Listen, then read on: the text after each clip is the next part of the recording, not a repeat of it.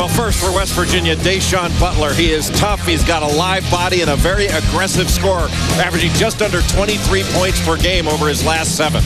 Juan Blair, he's got a body, and he knows how to use it. Dominating the low block area. Let's take a look now at tonight's starting lineups. West Virginia 16-7 overall, 5-5 in conference. They're off a 27-point home win over Providence on Saturday. Darryl Truck Bryan and Alex Ruoff are the guards.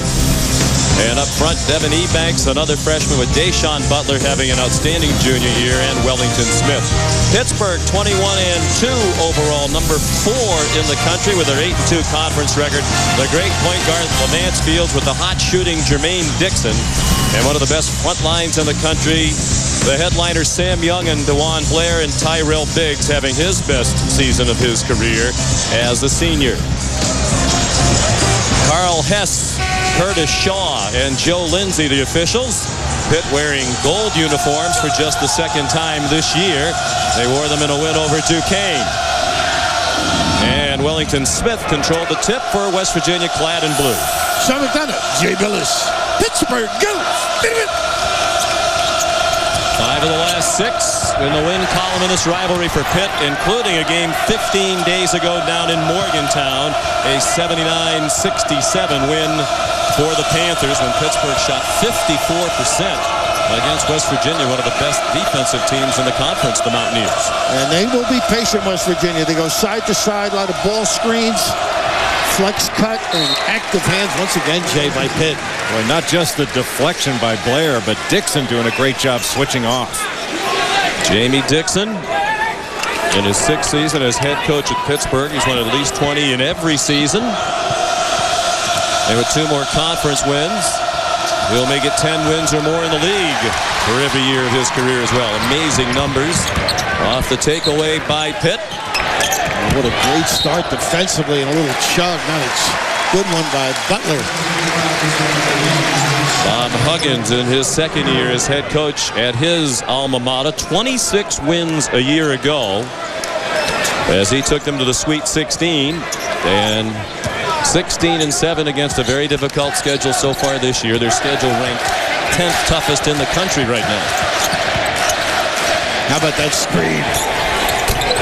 And the 3 for Jermaine Dixon, who has been on fire. Now 9 for his last 11 from 3-point range. And what he's done, Sean, he's developed his whole game. He's a terrific defender. He moves without the ball, and now he's ringing the bell.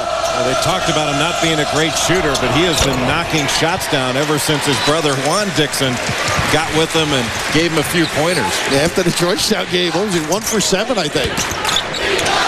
Juan Dixon was at the game. He plays for the Washington Wizards. And Jermaine shot poorly, so after the game, Juan took him back on the floor at the Verizon Center. Count the bucket for Levance Fields. In the 9 games since, Dixon has shot 53% since his brother's tutorial. I'm sorry, Sean. We talk about the body. Look at the hold off there by Blair. I mean, that's just so impressive. You look at the screen. Oh. And once you get screened by DeJuan Blair, you stay screened for a while. Alan Bryant his first. Levance Fields makes the free throw, and it's a 6-0 start for Pittsburgh. 90 points or more in each of the last 3 games. It's the first time Pitt's scored 90 points 3 games in a row in 18 years.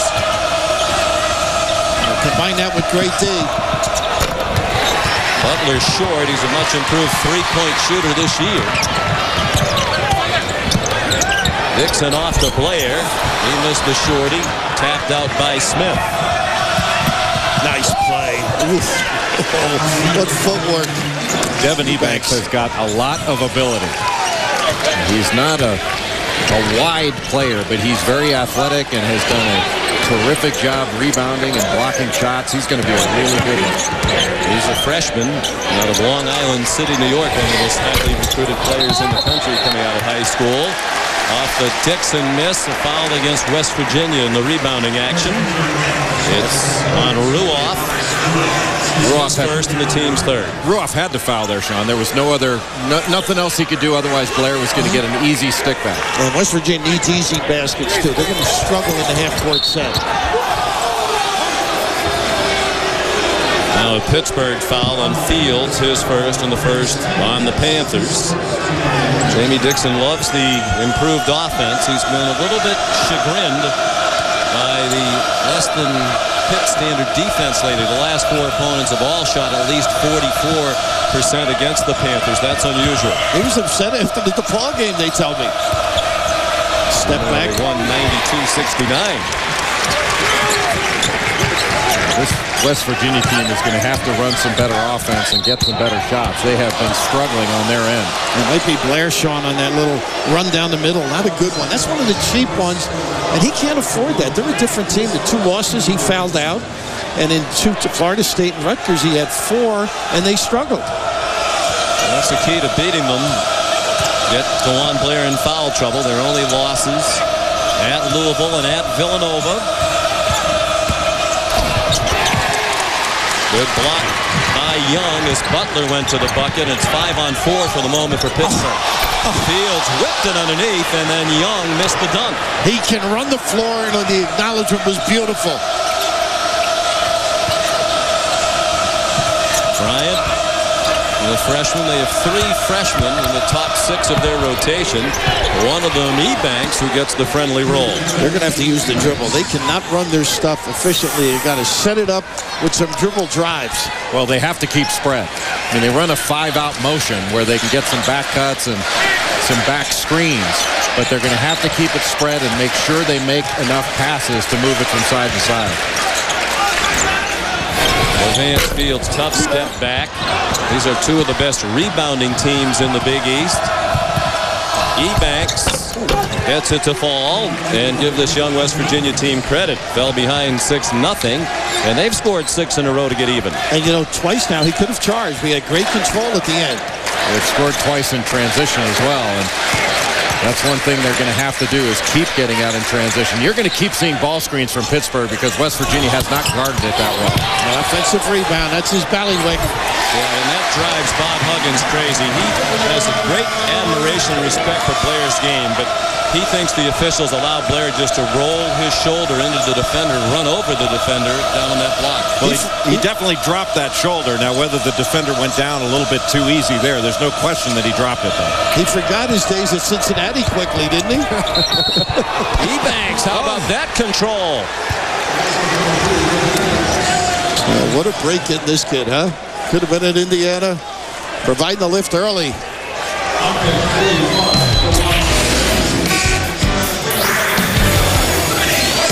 Foul on Blair, his second. Graduated magna cum laude from West Virginia University. 8-8 the score. Devin Ebanks has all 8 West Virginia points, and the officials are at the monitor looking at this play. And it may be against the big fella, too. There's no question it was against the big fella. I think what they might be trying to ascertain is should it have been a shot, because it looked like he fouled him on the arm. The ball came loose, and then he caught it and shot it again. That is not a basket. By rule, he gets fouled, the ball comes loose. And that's what it is. Curtis Shaw comes over to tell us that the basket is not going to count because, as you saw, the foul knocked the ball out of Ebanks' hands. Then he re-caught it and shot it, and therefore it is not a basket. Good work by the officials to use the monitor appropriately. You don't often see that where 2 points is taken off the scoreboard. Unusual. That could have been a bad night for you in your heyday. Exactly. Bobby, you mentioned a good student. Started at Walsh out in Ohio. Of course, a legend out in the Cincinnati area. The resume, Sean? 16-7, but the RPI very strong because 6 of their 7 losses have been the teams that were ranked at the time. The only unranked team they lost to was Kentucky at the time of the meeting. And what's really important for them, that 5-3 road record, and they've had 2 really good road wins, Georgetown and Ohio State.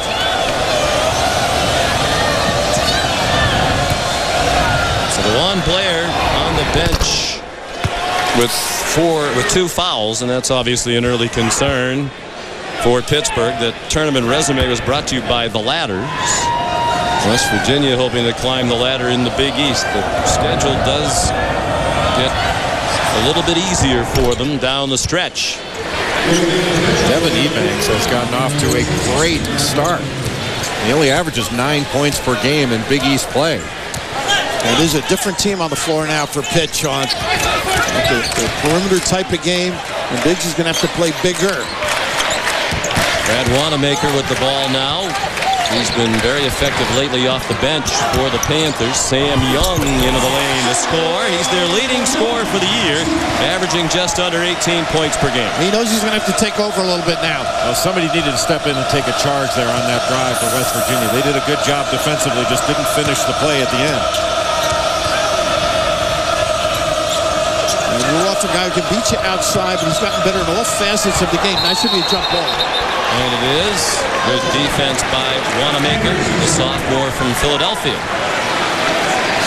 Sam Young is an outstanding jump shooter, but also a great athlete. And Alex Ruoff decided he wanted to jump with him a little bit there instead of stepping in front and taking a charge. That was the percentage play to try to take the charge. Levance Fields. Good hustle, just miscommunication by Pitt. West Virginia is getting crushed on ball screens. They're going to have to do a better job of stepping in and getting over. Well, they're young and not particularly big physically, and that's the concern for Bob Huggins against this team of men, the Pitt Panthers. Ruoff a three. Senior from Spring Hill, Florida. Has had a terrific career on and off the court at West Virginia. Bryant trying to go underneath that ball screen, getting caught behind it a little bit. He's got to do a better job of negotiating that ball screen. Sam Young missed a three. Ripped away by Wellington Smith, the junior. Get out in the early on Ruoff and Butler as well. Nice job defensively. Gilbert Brown defending Butler.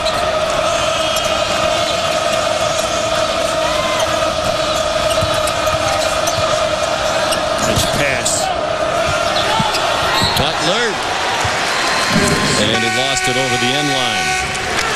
He's on a quick kick out. He had Ruoff. Pittsburgh doesn't look as quick defensively over the last 3 or 4 possessions as they did to start the game. And West Virginia had some opportunities to score there. They just didn't take advantage of them. Off that pick and roll situation, they were wide open inside. A dribble drive, Sean, has gotten them some looks, too. Gilbert Brown, the dribble drive, and he's fouled. And will go to the line to shoot a pair.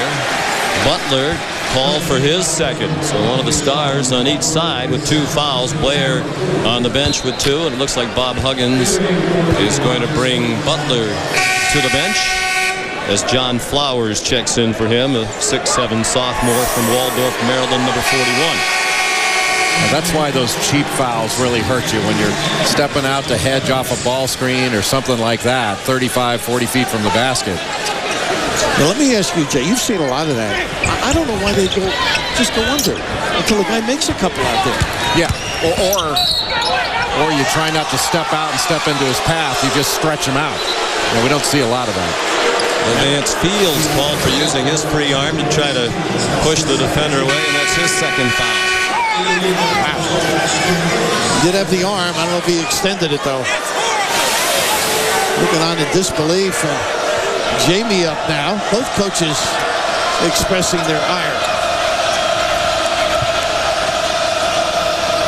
West Virginia doing a better job of keeping things spread. This is their cut and fill offense. It's 5 out, open post. They can get some backdoor cuts. And pick and pop, too, for Ruoff, and he can post as well. That shot was deflected as Bryant took it. Shot clock is at 7. Ebanks the miss, and the rebound line to Gary McGee at 6'10", just off the Pittsburgh bench. That's the one guy I think's got to get better. Get a little nickel dimer out front to give Blair some time off, and also in these foul situations. A big wide body, McGee. Well, you really have to move your feet on a driver. You cannot. Anytime you put your hands on a ball handler, they are calling it. So you got to make sure you move your feet and try to angle them out. This is going to quickly evolve into a foul shooting contest. Flowers called for the foul, his first and the 15th foul. And then a beautiful block by Kevin Jones just in for West Virginia. Bryant scores, and it looked like he got bumped. And what a nice pass. And how about the hold off and the left at the end? Pretty. West Virginia on the road fell behind 6-0 early. They now lead by 3. Super Tuesday presented by KFC, a part of Rivalry Week, presented by Cisco on ESPN. Fields and Blair each on the bench for Pittsburgh, the 2 fouls.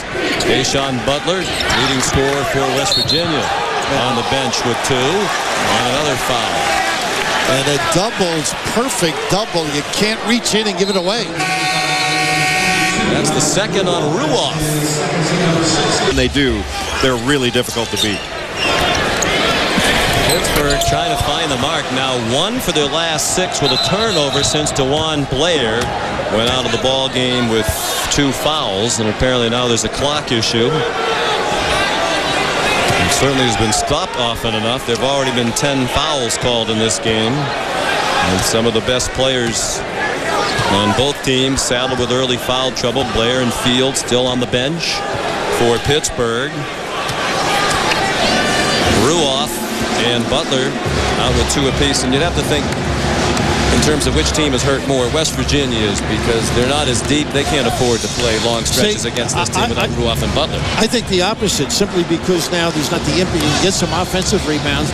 You don't have the big guy in the middle jamming things up. Their cutting game, their fill game, their dribble drive game. I think maybe body-wise you're right, but I just think philosophically the advantage might swing to West Virginia. Well, both teams have to play differently, but for West Virginia, you know, at least they can try to get the ball up and down the court. The difference in the game thus far for West Virginia has been their transition. They've been able to get the ball down the floor and score. Now they're trying to adjust to the time. Either that or Curtis Shaw is looking where the mascots are seated, huh? They're going to take a couple of seconds off the game clock. They probably should take some off the shot clock as well, shouldn't they? They should to sync them up. You're all right. They are trying, I guess. How mellow has Bob become? Just taking that shot. Much more composed on the sideline from his Cincinnati days. Much more relaxed. He's home. He loves it. They're going to put, hopefully, a practice facility up soon. They've agreed to it, and they have a large amount of money raised, so they're going forward. And he's comfortable with it. Yeah, he is back home in his native Morgantown. He told us today he's been living in a hotel because when he got the job, he still had a home in Cincinnati and one in Manhattan, Kansas. Well, I'm sure his room service bill won't be as much as Rick Majerus used to be. Pittsburgh just bumps every cut. Such a physical team. John Flowers. I guess the point I was making, Bill, about the foul trouble, where is the offense going to come from now for West Virginia? No, you're right. No, there are disadvantages for them as well. Again, the use of the bounce is going to have to happen, or a little post up there. They get shots like that. You know, it wasn't a good-looking shot. They get the ball to the box, they can do some damage. That puts West Virginia over the limit with 11:25 left in the half. Wellington Smith called for his first foul, and Sam Young is at the free throw line. And to be in the 1-and-1 this early, that can really take a lot of aggressiveness away from your defense. Obviously, you don't want to foul, but right now West Virginia has a very young team on the floor.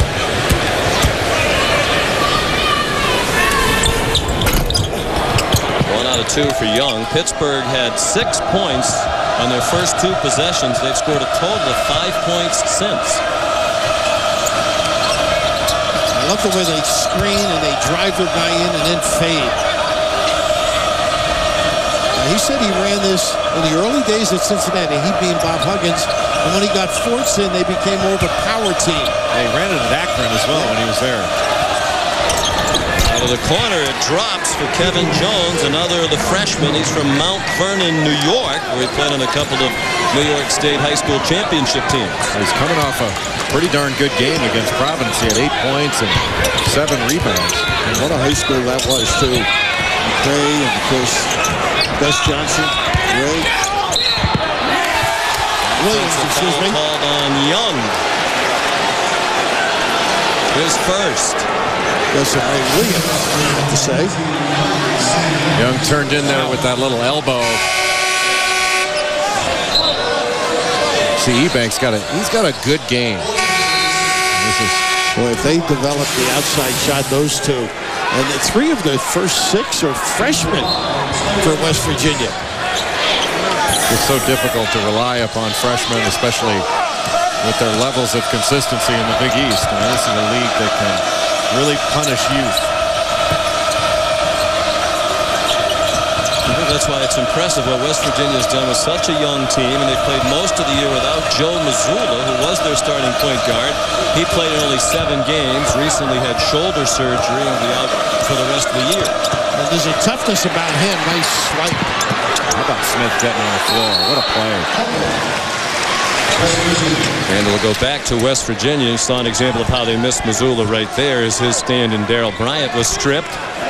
Mazzulla brought defense, toughness, some scoring. As a matter of fact, last year he had a big game against Pitt, had a career-high 15 points in one of the matchups with the Panthers. Well, of the attributes you mentioned, I think toughness is the one they miss the most. And the carry here by Ebanks.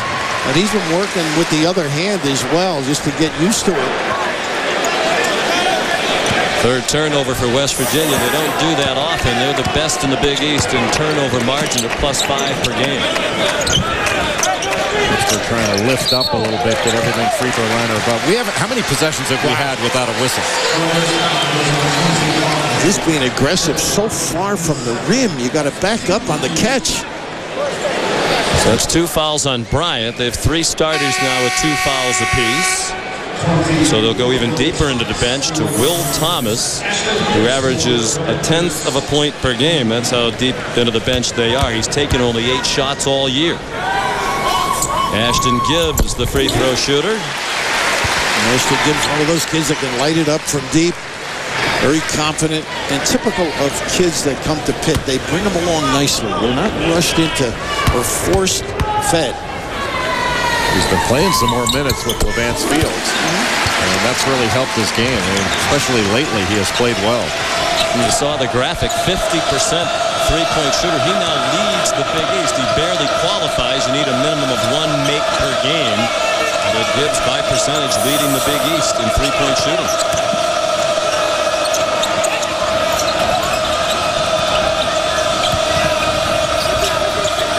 Flowers likes that outside shot.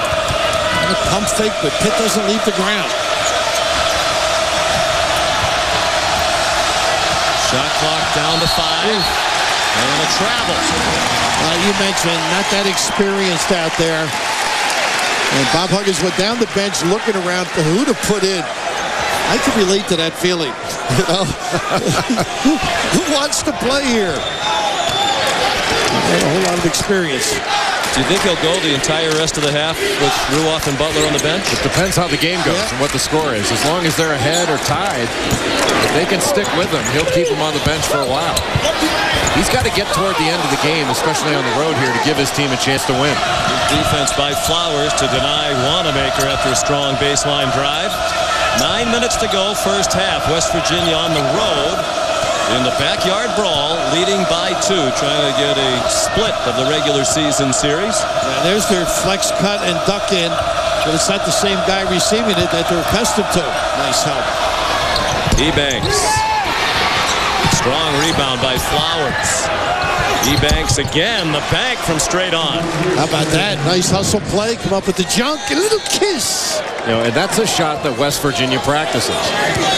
They will practice not only straight on, but at a little bit of an angle out away from the basket, shooting it off the backboard. You know who's real good at that is UConn. That's one of their drills all the time, those medium shot, in-between shots. Gilbert Brown the miss, the rebound by Flowers. Ebanks has 10 of the 17 points for West Virginia. He averages 8.5 points per game, so he is filling the offensive void created by the foul difficulty for Butler and Ruoff. Well, this has seemed to be a horrible struggle for West Virginia. They've got a 4-point lead. Doing it with defense as Pittsburgh's gone over 6 minutes without a field goal. And they can't get an offensive rebound without Blair in the game. Wellington Smith, a deep miss. He has made 9 threes this year. And one of the things with Blair in the ball. How about that step back? Excuse me, Jay. Gibbs has noted earlier. But with Blair in the ball game, he's not only difficult to box out and all that, but he clears space for other guys to grab offensive rebounds as well. That's a big deal having him on the bench.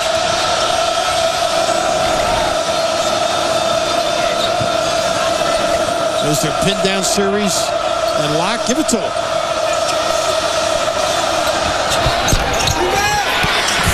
the miss, and then a foul on Kevin Jones on the rebounding action. That's his first.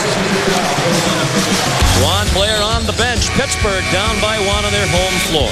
Jay, we see the impact that his foul trouble has had. Their losses against Louisville and Villanova, he's had foul trouble. But you asked Bob Huggins today at the shoot-around, can you get Blair? Is that part of the plan? Can you get him in foul trouble? And Huggins didn't think they could. He said, we really don't have that big physical presence inside who can get him into foul trouble. Yeah, and part of it is involving him in screening. If you can get him into some pick-and-roll situations, maybe you can attack him off a hard hedge or get into his hip, and he'll pick up a foul that way. Yeah, he picked up quite a few fouls last season by reaching in and reaches 90 feet from the basket. But they can't afford to have him on the bench that long.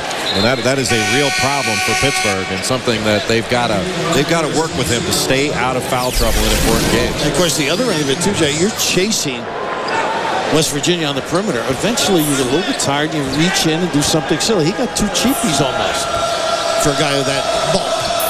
Nasir Robinson, who's a deep bench player for Pittsburgh, missed everything with the front end of the 1-on-1. He's 4 for 10 now from the line for the year. Sam Young, the steal. And Thurman in the game back defending, and Young scores over him to give Pittsburgh the lead. Their offense stagnant without Blair here in the first half. And that was a scouting report steal. They walked through that today. Terrific read playing the passing lane. And just not a good pass by Kevin Jones. I mean, you got to do a better job, make a pass fake. Alex Ruoff back in, and he hits a 3. He made 98 threes last year. That was second in the Big East. And he has made 59 this season. He's got a tough match with Dixon here. Move the legs and don't reach. Ashton Gibbs, a deep 3. It's just out of bounds to West Virginia. That's just not a good shot. I mean, Ashton Gibbs is a good shooter, but that's a bad shot. And Jay, this is what we were talking about, the ability to get into that passing lane. That's all preparation. They go to the other end. Young, a guy we think would step up, able to finish this off with a beautiful little kiss, but wonderful read at the other end. Well, when Cam Thurman pops out to catch that pass, he needs to get into the body of his defender and lock him down so he can't get out and steal that. Battles for the rebound, and on the alternating possession, it'll go to Sam Young and the Pittsburgh Panthers, trailing by 2 with under 6 minutes to go in the first half. Big Monday presented by Bud Light, the start of rivalry week, brought to you by Cisco. Great lineup of games all week long. Levance Fields returns with his 2 fouls. Coming off a school record 16 assist game Saturday at the ball. Sorry, Sean. You got experience on Ruoff and Fields. See if they can play without that third one. A lot of trust involved. Robinson had trouble with the pass from Fields. Young, the pull-up. How smooth was that?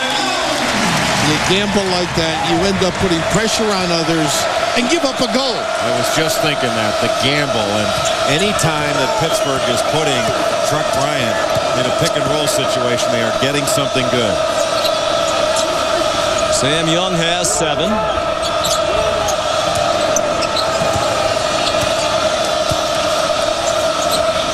You got to give West Virginia credit. They are hanging tough with a makeshift lineup. Good defense by Robinson to deny the pass into the low post. Well, he used great footwork, Sean, and extended. Fields, the senior, underneath the Dixon. Well, all of a sudden, West Virginia D and Bobby Huggins with the timeout because of it. A lot of gambling, not facing, not happy.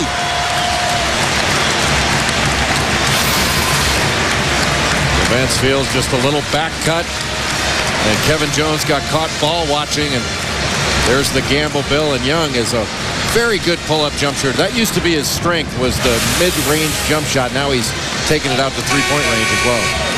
Well, we mentioned the great lineup of games throughout rivalry week. None better than the matchups we'll bring you Wednesday Night Hoops presented by Disney Parks. Bill and I will be at Gamble Pavilion for #1 Connecticut against Syracuse, followed at 9 o'clock by 3 versus 5 North Carolina and Duke, as a new chapter will be written in one of the great rivalries in all of college athletics. That game is subject to blackouts. For more information, log on to ESPN.com. We'll be at Gamble, and he'll be down there with his pom-poms. I'll be in the studio with Hubert Davis. Oh, that'll be fun. You've done that before with it, right? Yeah, couldn't be better. I meant that rivalry. I know you've been there frequently. Oh, too many times. 9-3 run for the Pitt Panthers as they've taken a 2-point lead. This movement takes away some of Pitt's strength defensively. I mean, they really have to work. Well, they can't bump you as hard on a cut. Truck. Yeah, that's why they nicknamed him Truck. He has the tendency to put his head down and drive to the bucket. Not successfully that time. Well, Levance Fields will pull it out. Senior from Brooklyn. There's that automatic switch. They try and do it with everybody but Bryant. 4 minutes to go in the half, and Fields travel. Pretty good job by Cam Thurman to move his feet and stay in front and force it.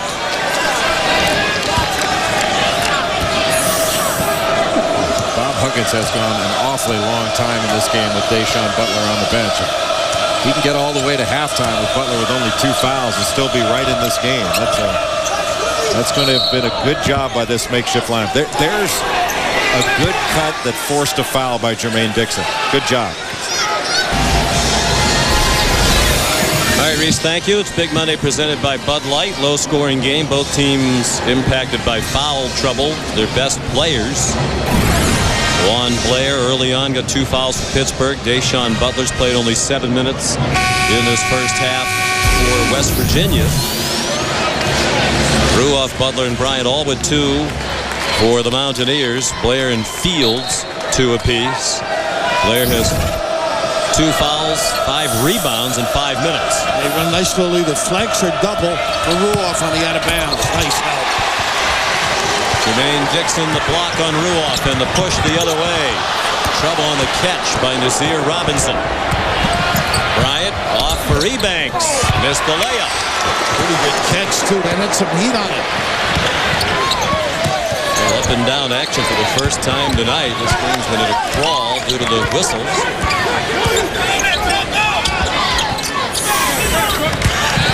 That shot fake, everybody goes for it.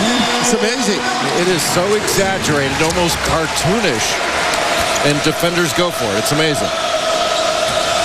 He's been doing it against some pretty good defenders as well. And it's not like that scouting report isn't out. It's just hard to, that's why you want to exaggerate a shot fake. That's the way coaches teach it, and Sam Young is an expert at it. He has 9 points tonight. Hit by 4. And it's still a 4-point edge after the 3-point miss by Ruoff, rebounded by Young. This is a stretch where the game can get away from West Virginia a little bit if they're not careful. Fields likes to freeze you with that bounce and tee it up for, I thought he should have had that. They get the foul instead on Bryant. After the save by Robinson, he flipped it out near midcourt, and then Bryant got called for his 3rd foul. He's their starting point guard. The most exaggerated shot fake in college basketball, and that gets Cam Thurman just to lift up to give that baseline to Sam Young. And Young is one of the best players in the Big East and in the country. Probably doesn't get the claim he deserves. He's a player, too. But you almost think he's kidding on the pump fake. I'm not going for that. People just raise those eyebrows sometimes.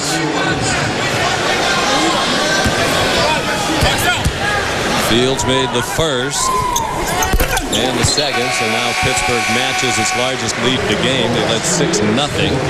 Ashton Gibbs comes back in for Fields. Jamie Dixon doesn't want Levance to get his 3rd foul with 2.5 to go. And how efficient has Fields been, especially over his last 3 games?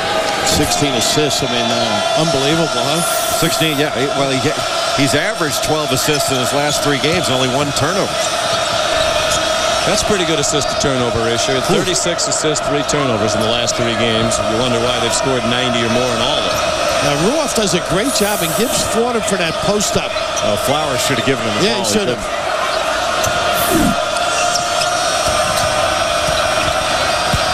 Wellington Smith, strong drive and the finish for the junior from Summit, New Jersey, out of Blair Academy. Jamie a little upset, not containing on the dribble. They've had a problem with that. Smith is such a good athlete. If he can add a little more offense to his game, He could really be a big help. A good shot blocker as well. I would take Roof on the bounce, try and get that third. Because Fields would have been a guy on those automatic switches. Here it is again. Now he's got Dixon. If I were Dixon, I'd get it and go. Length on the perimeter right now for West Virginia with Ebanks and Flowers.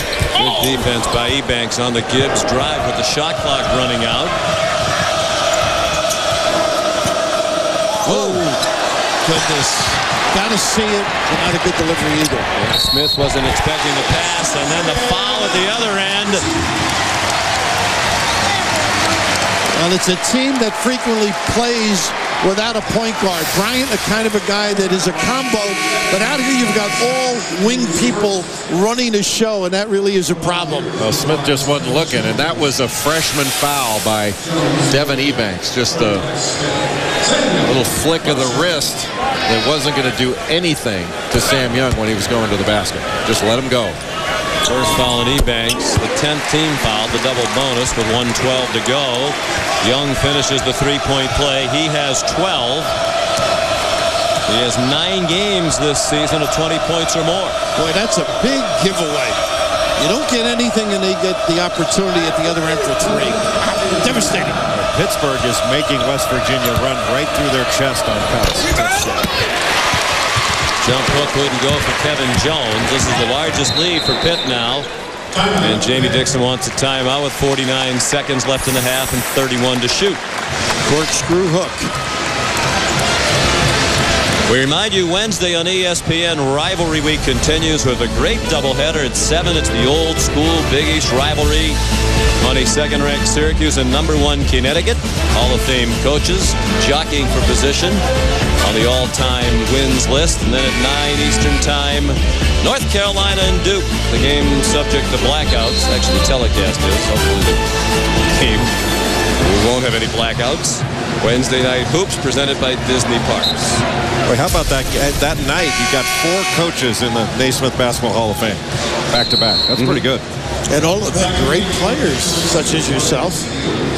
Tyler Hansbrough now 182 points from J.J. Redick on the ACC's all-time scoring list. Singler, their leading scorer, with Gerald Henderson also better than 15 points per game. I think that kid is terrific, by the way. Both of them, but Kyle does so many things. Well, both tough players. And Gerald Henderson has played his best basketball in ACC plays, averaging 20 points per game in the ACC. A little pure zone here. It's 1-3-1.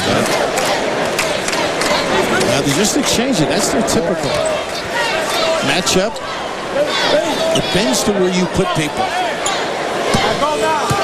It's a 1-3-1. They're just matching up out of it. Levance Fields with the shot clock ticking down. Wanamaker goes right back up and has it blocked. He could have pulled it out and taken the last shot of the half. Plenty of time here. What a great stop for West Virginia. And Ebanks is operating almost as a point guard now. We got the reach in, a little small change. And once again, Ruoff showing how he can hold off. Is that Wanamaker down there? Yep. You don't want to foul there because that wasn't a very good angle to feed the post. It was leading Ruoff essentially into the corner. First foul on Wanamaker. So Ruoff, their best free throw shooter at the line, 82%. Comes in having made his last 11 free throws. He's 6th in the Big East at 82%. I think they're going to take Ruoff. I thought they were going to take him out after he shot. Yeah. That's what they do, just so they can set their defense. Exactly, and he doesn't get another one.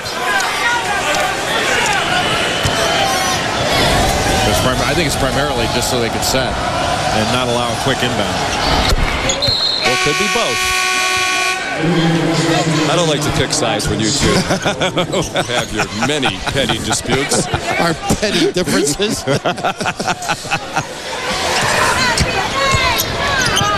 Dixon steps into a very long 3. Thurman hits the floor. Bob Huggins says, where's the foul on that? He's not going to get it. Pittsburgh ended the half on a 16-7 run. Hopefully we'll see the Stars play in the second half. Very little time on the court for Blair and Butler due to the foul difficulties. At the break, 29-24 in favor of Pitt. Meeting for the 177th time, Pittsburgh with a 5-point lead.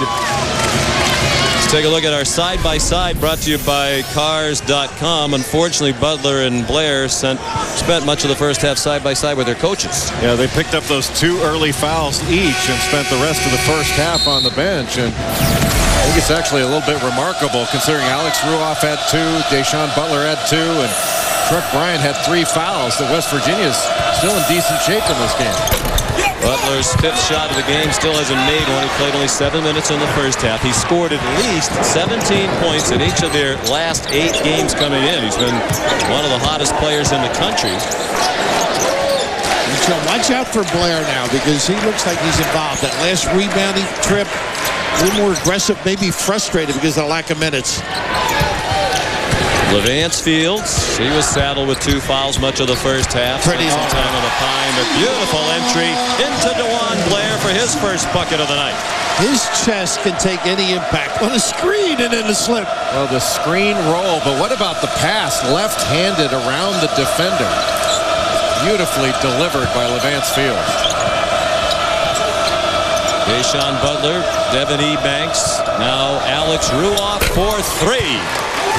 So screen and pop, they haven't been able to get it. He doesn't need much of a cushion.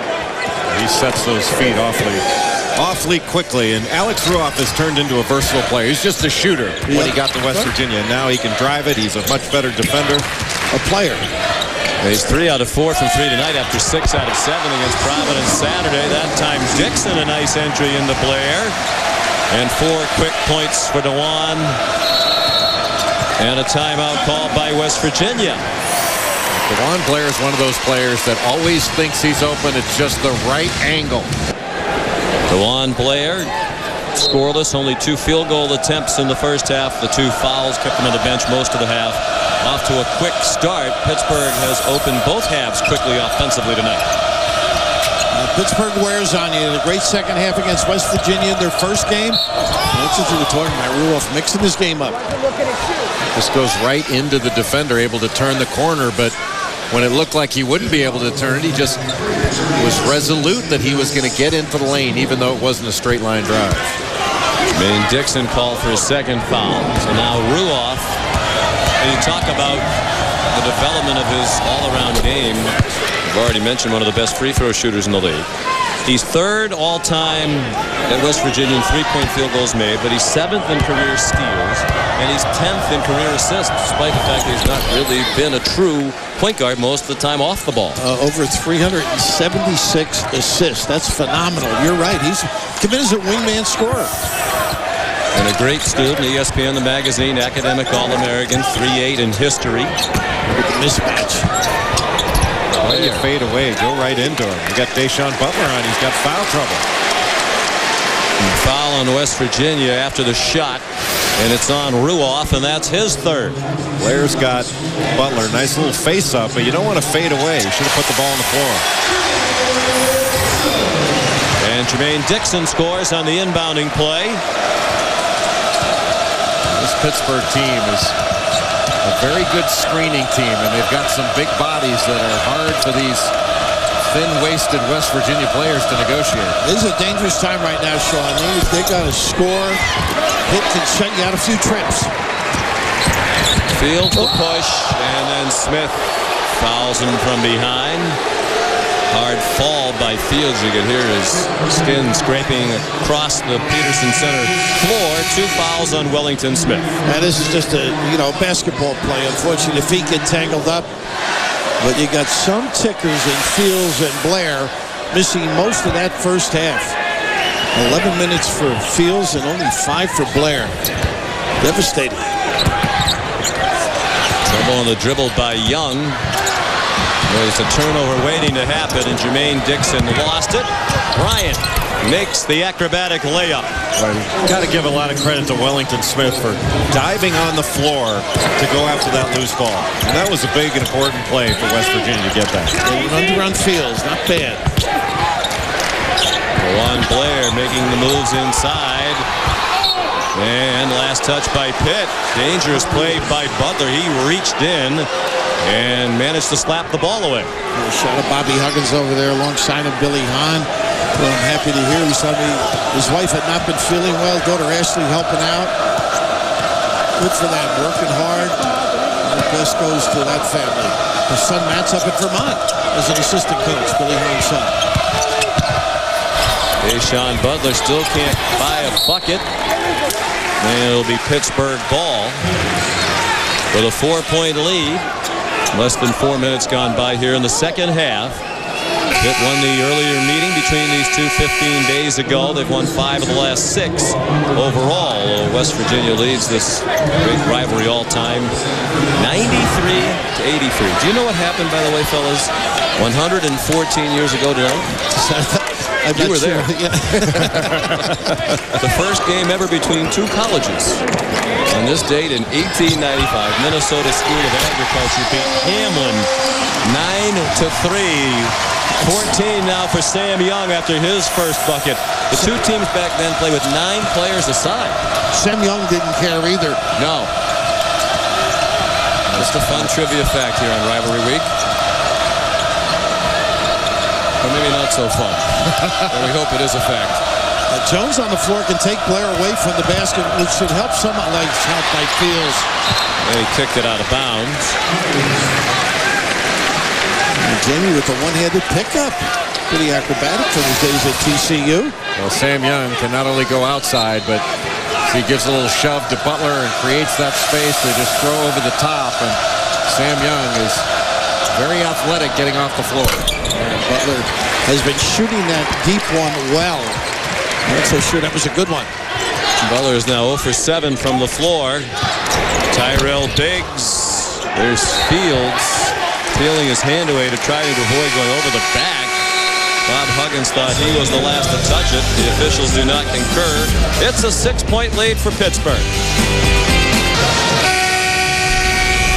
All right, Reese, thank you. Of course, the Duke and Carolina men will meet Wednesday night, 9 o'clock on ESPN, a part of Rivalry Week presented by Cisco.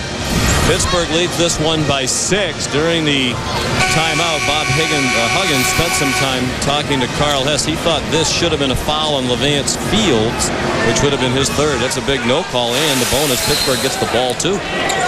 Yeah, given the contact that's been called in this game, that would certainly qualify as a foul. You wouldn't look sideways. Now they call a foul on Deshaun Butler. See, that's what you're talking about. With that kind of contact, that's what they call it.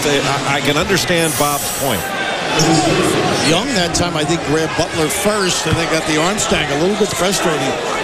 Got to be careful not to reach over and get a technical. You know, once you get your second foul in the first half and you're taken out of the game, it's so hard to get your rhythm back. They don't have a guy tough enough for this kid. I mean, he may have just located the right spot on the floor to dominate. And right Second here, foul on Ebanks. how about that tip to himself as well? Extraordinary. He's just got great hands, and he does that often with rebounds. He can tip it up off the glass and go get it with those big mitts of his. And Blair is just a load inside. They said he was on the truck during the parade. The World Championship Pittsburgh Steeler. Did the Steelers win the Super Bowl? You wouldn't know that walking around town here. Pittsburgh Steelers win the Super Bowl. There's Dan Rooney. Congratulations. One of the classy gentlemen in all of sports, and what a remarkable franchise. And family as well. But the thing about Blair was everybody in town recognized him as much as the players. I mean, the big smile. They love him here. And why not, Anna Shenley? The Steelers regularly in attendance here at the Peak. Saw Jeff Reed, the field goal kicker, here tonight. Ebanks swoops to the bucket. And West Virginia, well within striking distance, down by 4. 12 points now for the freshman Ebanks. Blair just trying to run the switch. Ruoff was on him. Nice recovery. 4 out of the last 5 games in double figures for Ebanks. Dixon drove to the bucket, and then Biggs picked it up and scored. A lot of ways of describing their toughness that play was. Anybody could have had that. Biggs just out-muscled people to finish it off. And good hands to make that pickup. 4 points for Tyrell Biggs. He started the year really well and then has disappeared in terms of the offense lately. He had only 10 points total in the last 5 games coming in. Young with a little small change. Shucked as he went to the bucket, and that'll be the second foul on Sam Young. Now look at this. Anybody can have this one, Jay, but look, just wants it more, grabs it, and then the left-hand finish. Excellent understanding of what to do.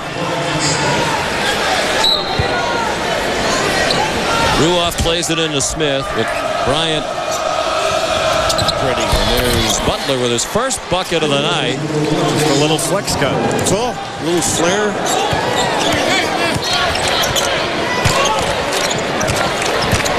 Pittsburgh trying to pound it inside. All 10 of their points in this half have come in the paint.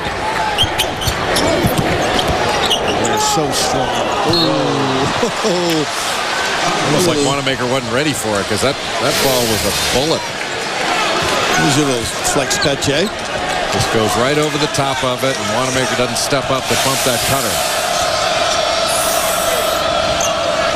Turnovers just about even. The game's been pretty even. West Virginia down by 4. Strong move by Butler. Then he threw it away. You know, in a way, there's certain spots coaches want you when the ball goes to the box. I think Smith was moving to the rim. Maybe they want him to stay out there for that kick out. Well, when he drives baseline or spins baseline, you'd also like to have a guy in the opposite corner if possible so you can see him and catch him for an open 3 in the corner. Well, they're switching ball screen to the empty side. Fields all the way to the hoop.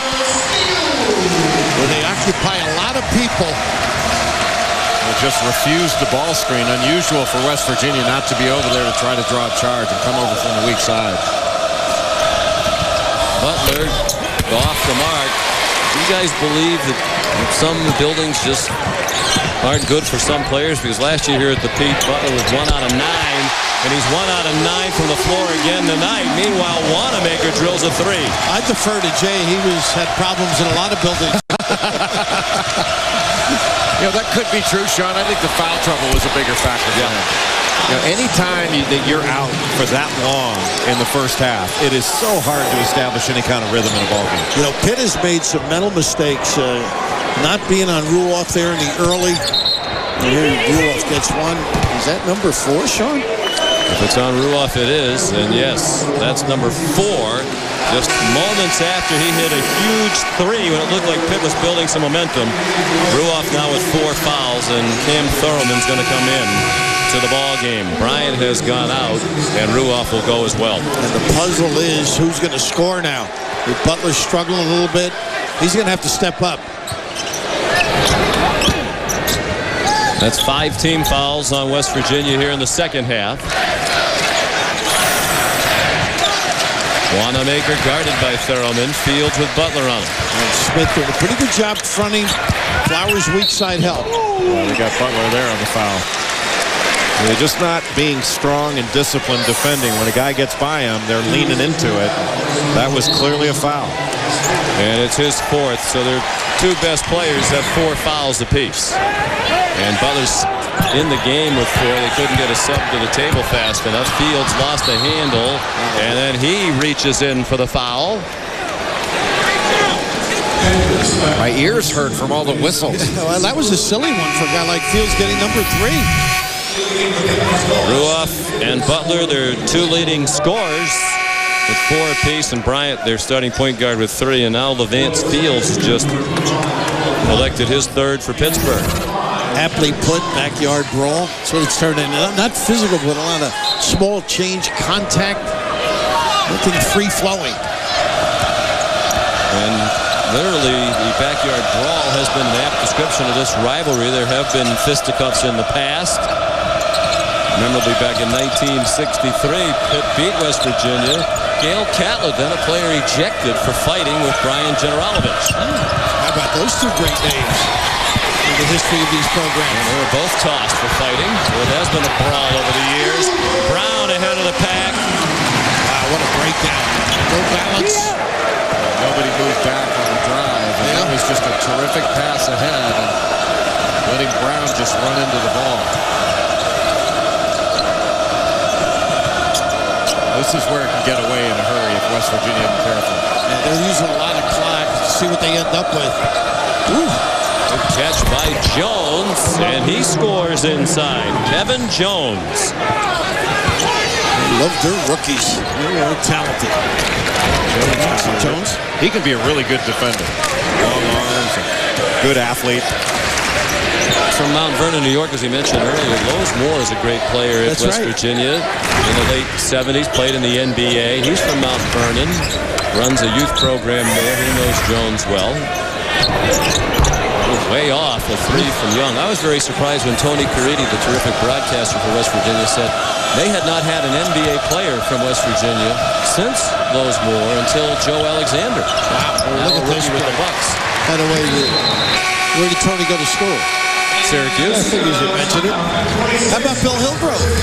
Give him a blow. I'm sure he'll make his nightly appearance on our telecast before we're all done.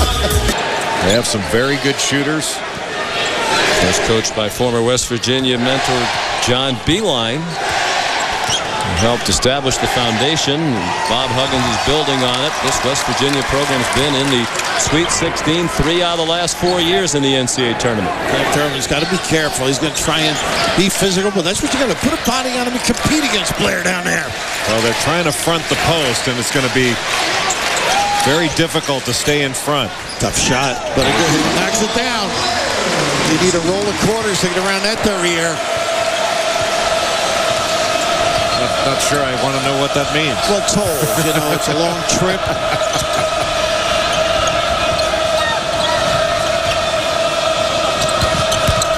Bryant. That's a held ball. Then on the arrow, it'll go back to Pittsburgh, leading by 8. So here's Thurman trying to get around in front, but he couldn't. Usually they like to front that low post, make him throw over the top, but DeJuan Blair not letting him get around. All the switching. They got to take advantage of it. Well, Blair needs to take advantage of it by just locking down his man. There you go. He just rested down there as they were trying to rotate and cover. Great look. With Blair out of the game, with the foul difficulty in the first half, the Panthers had only 12 points in the paint. They have 16 in the paint already here in the second half. Bob Huggins and the Mountaineers facing their largest deficit of the night, a timeout called by Huggs. I'll tell you, all the switching can confuse the offense, but the big fella understands where to go and use that body when he has to.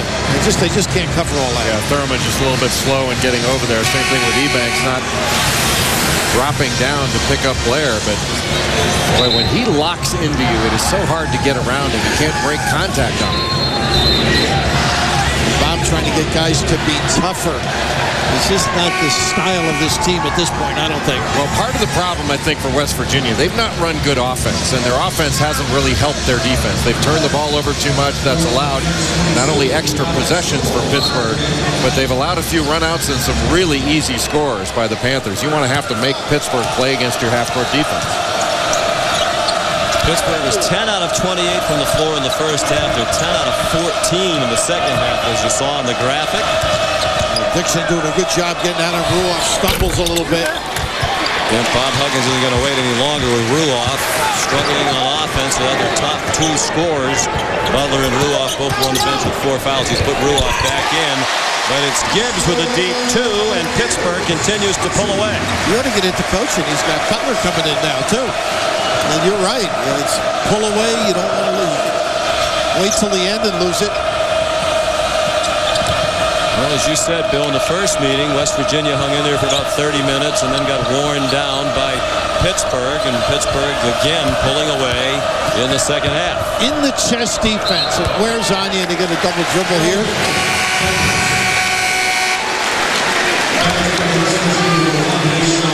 So Deshaun Butler will come back in. West Virginia now battling just to stay in the ball game.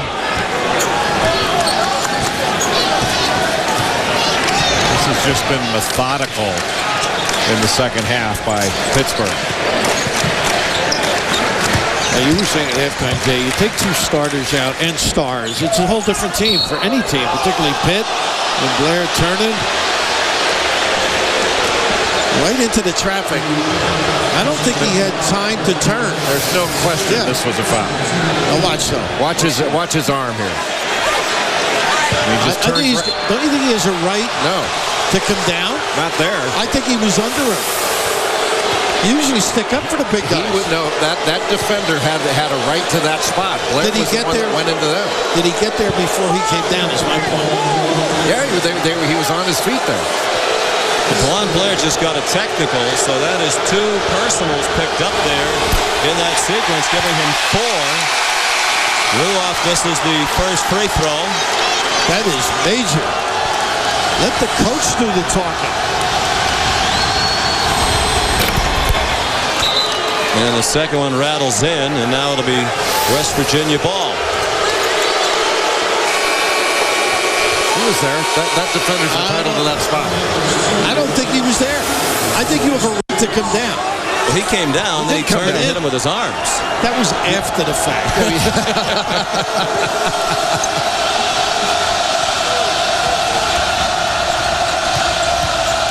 Blair, what a big development that is, and now Dixon gets called for holding Ruoff away from the ball. And both teams now with 16 fouls in the half, 1 away from the bonus. This is not a happy crowd. Well, it's difficult to keep from getting frustrated as a player out there, and the players are going to have to do a good job of keeping their poise.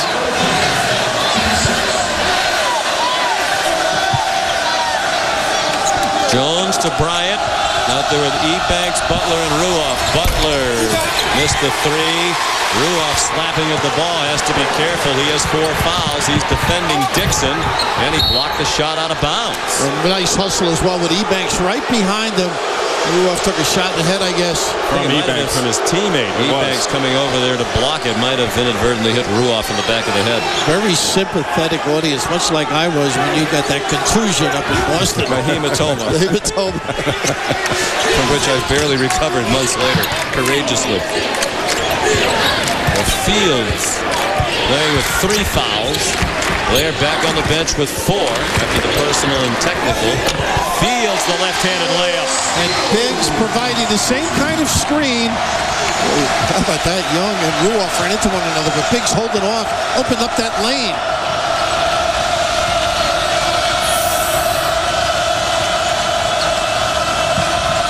Ruoff guarded by Dixon. This defense tonight is more along the lines of what Jamie Dixon has come to expect from his team over the years and hasn't seen in recent games. Young the rebound to the Ruoff miss. Pittsburgh trying to build on its largest lead tonight. Too easy. And nobody ready to stop the dribbler. Not Bob Huggins basketball. Ruoff is just fouled out to the delight of the partisans in the Oakland Zoo student section. 7:18 to go. West Virginia down by 13. Thank you, Reese. Here it's the start of rivalry week, presented by Cisco Pittsburgh, leading by 13. And more bad news for West Virginia. Alex Ruoff, who leads all scorers with 17 points tonight, has just fouled out for the Mountaineers. Not easy to play without your stalwarts when you don't have much on the Pines. And pretty frustrating night, I think, for that guy. You don't think he's mellowed? I do.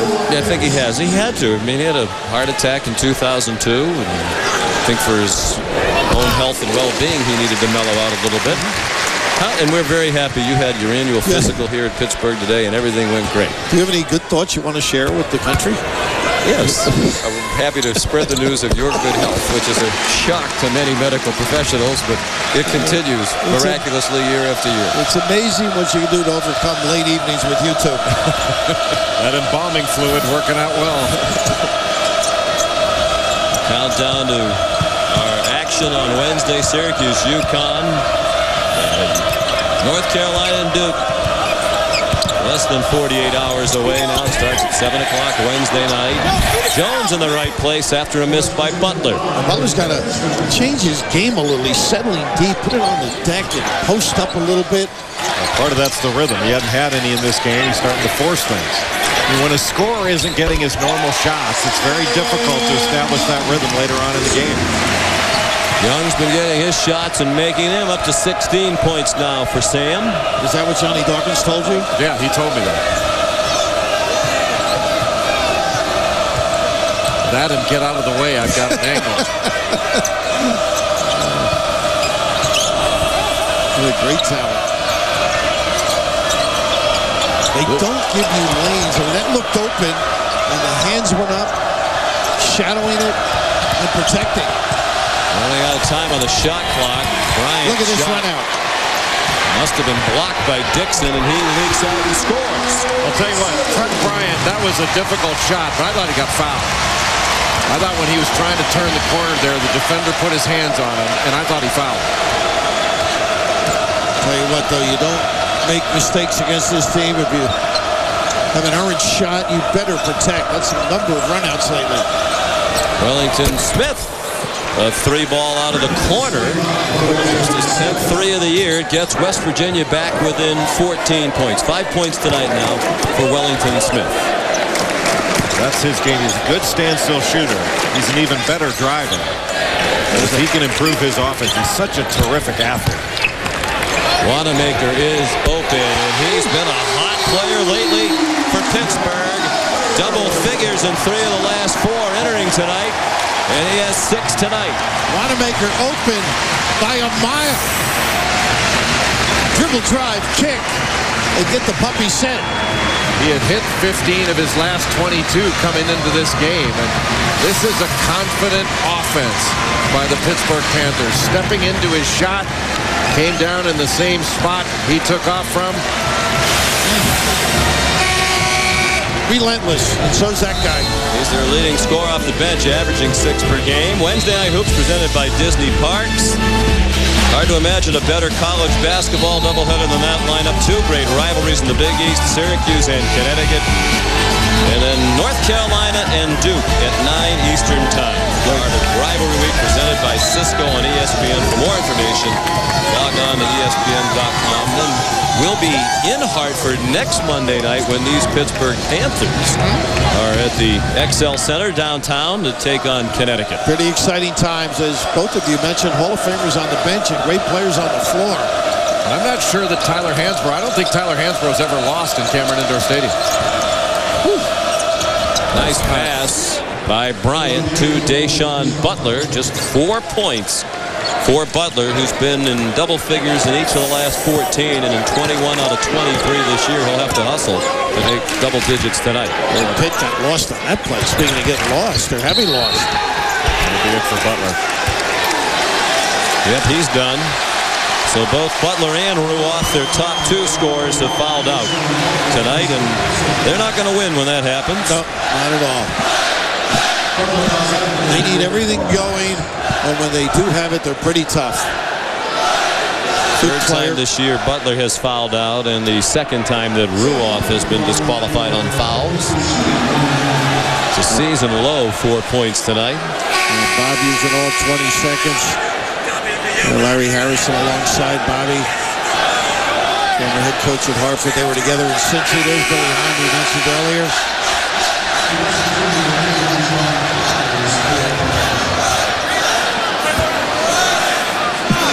You're trying to explain something to Bobby. I think you would even lose an argument with him.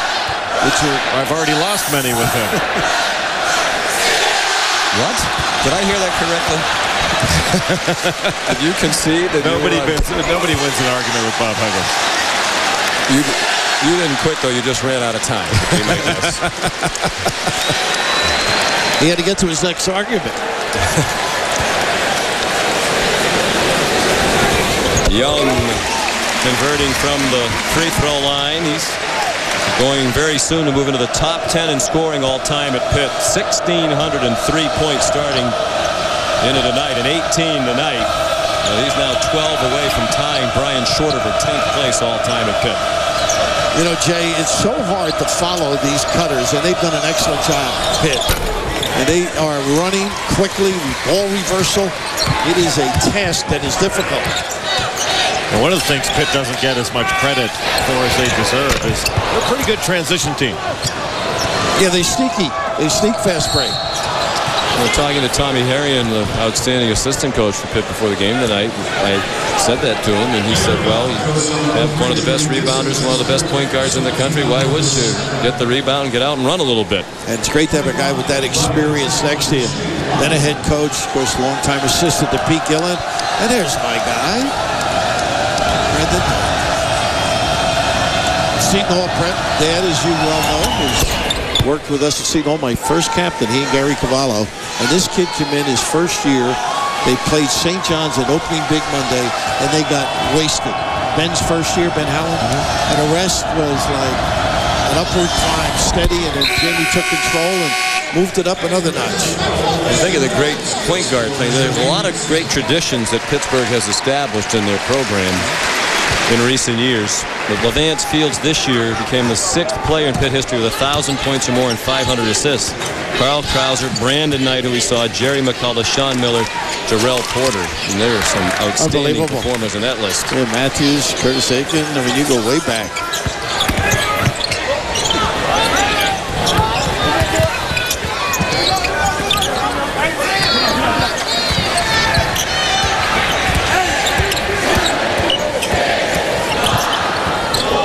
Fields lofts it underneath. 3 seconds on the shot clock. They draw a foul. So cognizant of game situations. Jerry Weinreich, the Paul coach, called Fields the consummate team leader. McDonough, Jay Billis, Bill Raftery. We'll take a look at our Cisco game track. Pittsburgh has outscored West Virginia by 10 points here in the second half. They've out-rebounded them by 12. They have 20 points in the paint, and they've shot 72% in the second half, and it certainly hasn't helped West Virginia's cause that Ruoff and Butler have fouled out. And any time that West Virginia has made a mistake in this game, Pittsburgh has made them pay for it. I mean, Pittsburgh's got 16 points off of just 10 turnovers by West Virginia. Their efficiency in scoring off of turnovers has been very, very good.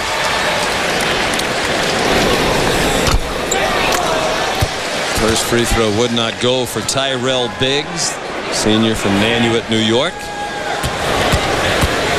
He's really struggled over his last 5 games coming into this one. Last 5 games, Biggs was 3 of 18 from the field coming into this game. And that forlorn look as Butler looks up to Sean, not a real happy guy. And Biggs is very important to them, I think. He's got to be a solid defender, a power forward, screener, can step outside, make that little jumper. Where he's really good, he's a very good offensive rebounder. Nice compliment to Dewan Blair in that regard. B-Bank scores inside. Where do you think you guys might, this West Virginia team might be in the country if Joe Alexander came back? And one of the keys to this Big East being so powerful this year, most of the headliner upperclassmen, the great talent, stayed. Alexander left. It gives them 3 major players. Top 15. And how about if Joe Mazzulla didn't get hurt? Then they'd have a hard-nosed, upper-class point guard that they could rely upon. I mean, it's so hard to play in the Big East with anybody, let alone a freshman point guard. And Chuck Bryant's doing a good job, but he's still a freshman. Nice kick out, unselfish. By Biggs to Gibbs, and it rattles out. Sam Young is there. And a foul called as Jones and Smith went up to block it. They call it on Jones. Well, Pittsburgh with a tough slate still to come this week. Cincinnati here at the Pete on Saturday. A game we'll have on ESPN. And then next Monday, big Monday, at Hartford to take on UConn. Jay mentioned the rebounding of Biggs. I think all their weak side rebounders are so strong. They're excellent offensive rebounders. Young, a case in point that last trip. And that's going to serve them well against UConn. UConn, an excellent rebounding team with a little bit more size. But Pittsburgh has got some good bulk. Be interesting to see if Blair can get the numbers of the beat. He's so good at staying away, not leaving his feet in terms of blocking shots. A guy like Blair could be a little tougher than most against the beat. Big border rivalry, Kansas and Missouri coming up next. Ebanks fouled at the rim by Wanamaker. You can't look past Cincinnati. We talk about Big Monday. We're looking forward to next Monday night in Hartford. Cincinnati very quietly 6-5 in the league, 16-8. A recent win at Georgetown. We've talked a lot about the top 8 or 9 all year long in the Big East, and not about Cincinnati. Now they're making a very strong bid to be an NCAA team. And Mike Williams helped out the last couple of games. Deontay, some tough guard in that backcourt. Oh, my goodness. And Deontay Vaughn having to play the point when they lost Kashmir Wright. That is an awfully difficult thing for a scorer to have to do, is handle the ball all game long and still be counted upon to score. 15 points for Ebanks. He's had a nice night. Originally committed to Indiana, and when the coaching change happened there, he opted out of that commitment and came to West Virginia. Yeah, it's interesting, Sean. You talked about Cincinnati and their push to be an NCAA team. I think that Mick Cronin has done a terrific job. I think that's a good team. But, there's some gaps in logic with some of the way they're being discussed. People say, well, look at who they've beaten. I mean, they've beaten Notre Dame and they've beaten Georgetown. And then in the next breath, people say, well, Notre Dame and Georgetown have no shot to make the NCAA tournament. They're not good teams. So how does that work? No, that's right. How do you get elevated by beating them if in the next breath you say, well, they're not NCAA tournament teams. They're not that good. And both those teams can turn it around, too. No question. That's not the argument. It's just kind of the idea that you're elevating a team that beats Notre Dame and Georgetown, and then in the next breath saying, well, wait a minute, those teams aren't any good. They've proven that by the games they've lost. I just don't agree with that way of thinking. Notre Dame lost 7 in a row now. Stunning development. They're in the top 10 in the country and look very much like a top 10 team when we saw them out in Maui. Levance Field strong to the bucket. How do you guard that? He's a fire plug. Isn't he? Tankish. Like trying to guard a bowling ball.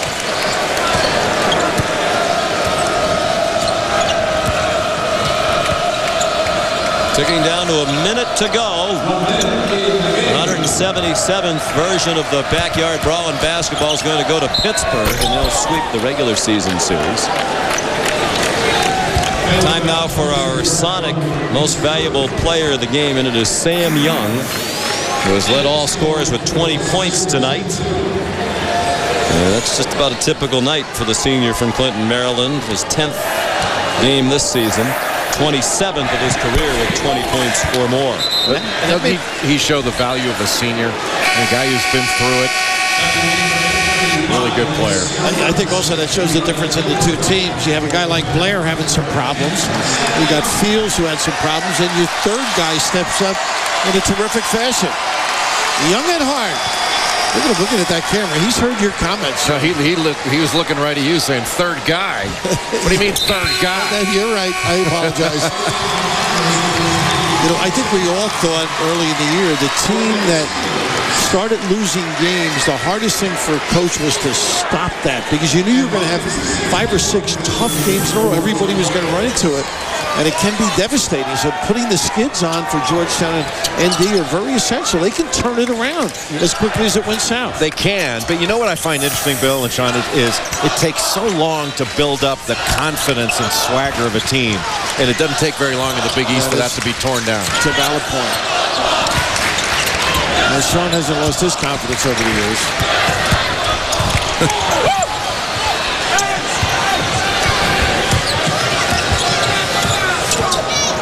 Whoops. Bryant lost the ball, but it wound up with Smith.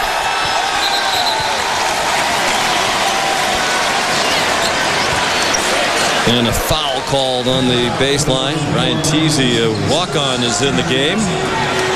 Crowd favorite. Kansas, Missouri coming up in a matter of seconds. Missouri looks like they have a great shot to get back into the NCAA tournament for the first time in 6 years. They do. Damari Carroll, very good player. Leo Lyons, their press has been very effective. The question is, will Kansas be able to break that pressure to score? Because if you can break that initial line of pressure, there's some advantage situations on the back end. Flowers follows up the missed free throw with a bucket. Well, it wasn't pretty. Sorry, Sean. It wasn't pretty. Well, pretty was out the door after the first 5 minutes, I think. Pittsburgh won its 4th in a row. They'll go to 22-2 overall and 9-2 in the Big East. While West Virginia will drop to 5-6 in the league, but their league schedule gets a little bit easier. Fry, another bench player, hoisted one, and the shot wouldn't go for 10. Pittsburgh shoots 62% in the second half to win 70-59.